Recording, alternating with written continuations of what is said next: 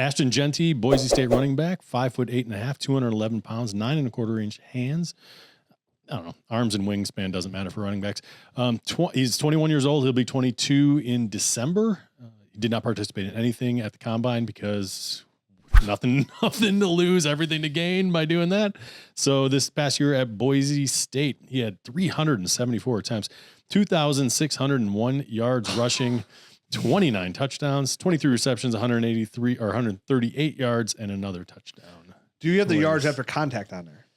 His yards like 7 after contact were 1,970. He ranked first in the NCAA in that. He ranked first in 10-plus yard rushes with 63, 15-plus yard rushes with 36, and the yardage on those 15 plus yards runs with like 1,366, all first in NCAA. I just know because his yards after contact were more than anybody else's rushing stats throughout the year. Period. So 1970. Unreal. He's unbelievable. Ashton Jeanty, he is an absolute joy to watch. Getting to watch his tape, it's just funny. And it's not funny like haha. It's just it's so amazing that at times I caught myself laughing watching this guy play football because he just plays it at a different level than many players you're ever going to see. Going back a little bit, this guy was a smaller recruit, partly because he was an Army brat, played overseas. Italy. He played in an American Football League in Italy. With other guys, that were in the Air Force. Other kids from their Air Force. Yeah, they would go hours and hours to play games and stuff like that. Like it was tough, but he was so gifted that they were like, hey, if there's any chance that you can get him back at a school in the U.S., he needs to be seen by some scouts. So he got the opportunity to go back to Texas, but still even there wasn't this highly sought after recruit because most of these guys, they know about him since 7th, 8th grade. So he finally gets his opportunity at Boise State. Now, during his time in high school, he actually spent some time at receiver because they had another running back, and I'm blanking on who it was, but the high school team had another running back that's like an NFL or college running back, somebody that played at Texas or something. So he played wide receiver actually his first year in high school. And then they're like, oh, why don't you play running back? Because you're really good at that. So he then got the opportunity to play running back, goes to Boise State, gets an opportunity last season, and really sets himself apart. His yards after contact, his forced missed tackles, all these numbers were just outrageous, and put himself kind of on the docket of like, hey, could he be one of the top 5 backs in this class? Even though it's Boise State, a little bit smaller school, they are known for putting out running backs. So definitely on everybody's radar. I don't think anybody expected him to do what he did this season, coming out week 1, putting up 6 touchdowns. Like he nearly doubled his numbers from the previous. I mean, that's ridiculous. An unreal player. So digging into his tape, there are some pretty astounding numbers that I put here on my nerd score. Overall, he got an 81.08. That is the second highest running back score I've given over the past 6 rookie classes. The only one with a slightly higher score was Bijan Robinson. That's it. So he's in pretty elite company over the past few seasons. Contact balance, a perfect 10. And I don't give this is the only 10 I have in the class in any category. Best I've ever seen. It's unreal. It's odd. Like he's not like he's not a power back, right? I mean, that's not in the traditional sense. Not in a traditional 235 type of right. Yeah. But dudes just like bounce off of him and he just keeps going. It's like when you play Tecmo back in the day and like you go dive in for a tackle and they run, you're like, what this game is cheating. Like I clearly hit you. Like what is going on here? It doesn't even make sense. It doesn't seem real. It truly doesn't. You see him, and there is even times where somebody will hit him low, both of his feet go off the ground, plants his hand, lands on his feet, and just keeps going. Or he'll get so low to get under a defender. It's like, how do you not fall? Like, how are you able to keep your body weight up when you are that low? Like, there's really good balance. It's stupid. It is stupid, really unrealistic, inhuman balance that he has. And that is a very rare trait. So obviously that leads to tons of broken tackles. He's got very solid speed. He's got above average quickness. He's great in the receiving game, good pad level, good burst. If I'm being nitpicky, and this is truly, truly being nitpicky, the only grades that I had on my sheet where he wasn't either above average or stupidly above average were 2 areas. I had him average and pass pro. I think he's got some work still to do there. And his vision is just okay. Now, it's not bad. It's not a concern at all for me. But there are some times where you can tell that he just knew he was so much better than the linebackers or the safeties that he would do things that I'm gonna take this whole. I think I got that guy. Exactly. I think I got him, man. Would I traditionally teach it that way? Right. No. Right. But he could get away with those things. And I think he's a smart enough guy where he'll make the right decisions at the NFL level as well. So it's not at all a concern for me. But if I had to be realistic, purely on the tape, I couldn't give him plus marks on vision because of some of those things. But it's not even in the realm of concern for me. He is an elite back. He's hands and feet above everybody else. And there's a lot of really good backs, but he's the guy. Yeah, no doubt about it, man. I mean, I don't know what else I can add to that. You nailed it as far as I'm seeing. I don't have an issue really with his vision. I know that yours. It was. I think I had him at an 8, but you probably had him at a 7.5 or 7 or something, right? You know what I mean? I gave him an average score, so I Sure. gave him a 6, which is the average. But like, I'm not worried about it. Yeah, he's not running in the back of his defense or in the back of his offensive line, anything like that. He's able to find plenty of holes. He was able to make people miss in the hole. He's the total package that you want from the running back position. There's no limit to what he can do. I mean, he didn't catch a ton of passes last season, only 23, but the year before it was 43 for 569 yards. The most amongst all running backs. So, there's no worries there. He checks all the boxes. I mean, can you guys think of one single fumbles? Okay. He's had 9 fumbles in the last 2 years, lost 8 of them.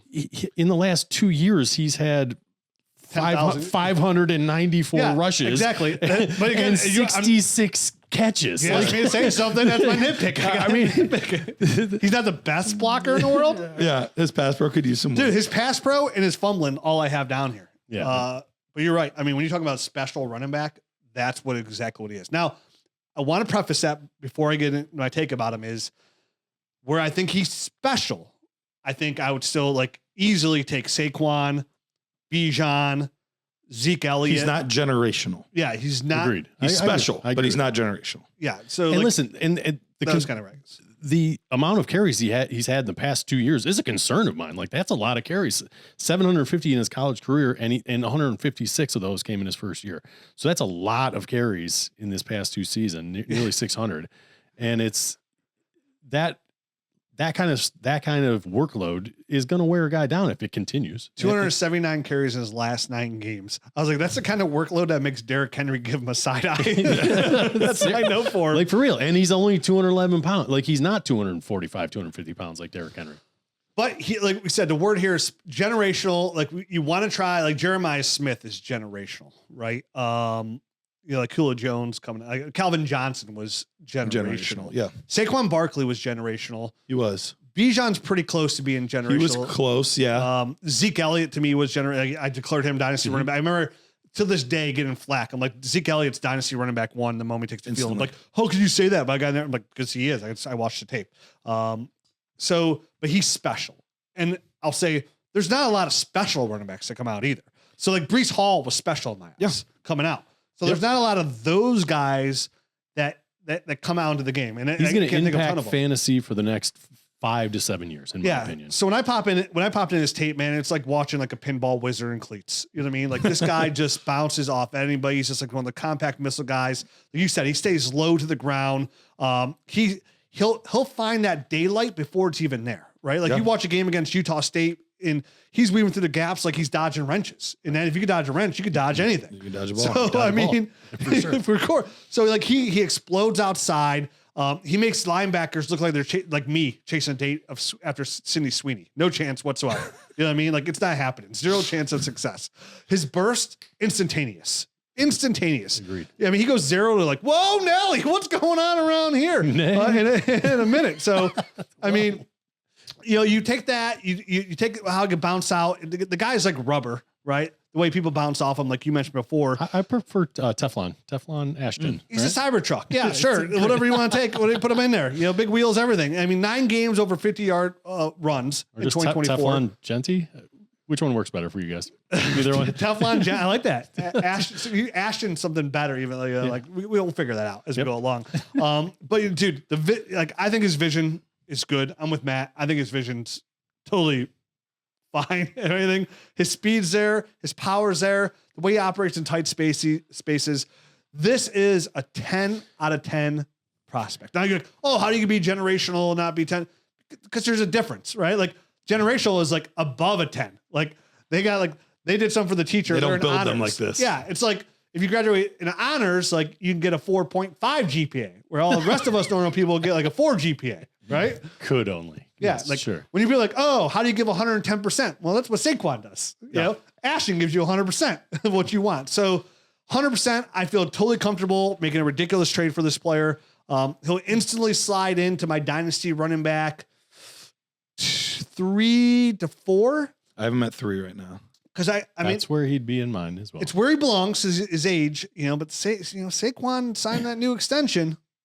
It's You pretty can't sexy. put Saquon. I can above do whatever the him. hell I No, want. you can't. I can do what I want. Get the hell out of here. Tell me how to live my life. I'd probably put him right around 3, Ashton Jeanty 3. I'd probably bump Saquon above Achan to put him at 4, and then be Achan like Brees, like arguing for like 5 and 6. Okay. For me I think that's today. fair. 1's Bijan, 2's Gibbs.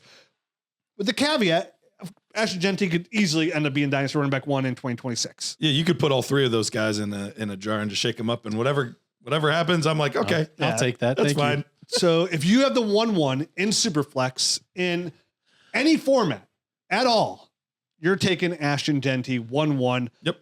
Garrett and I are both in a league where we had the 1-2 where it wasn't even our 1-2. So Correct. we took the 1-2 and we gave up our first next year and 1-2 for 1-1. And now I feel good about it. I feel good about it, but then after watching some other running backs, I'm like, these aren't bad. I will say, yeah, if we get more than one first round running back, it will be like, oh, maybe I should. Yeah, I only made that trade because you told me to.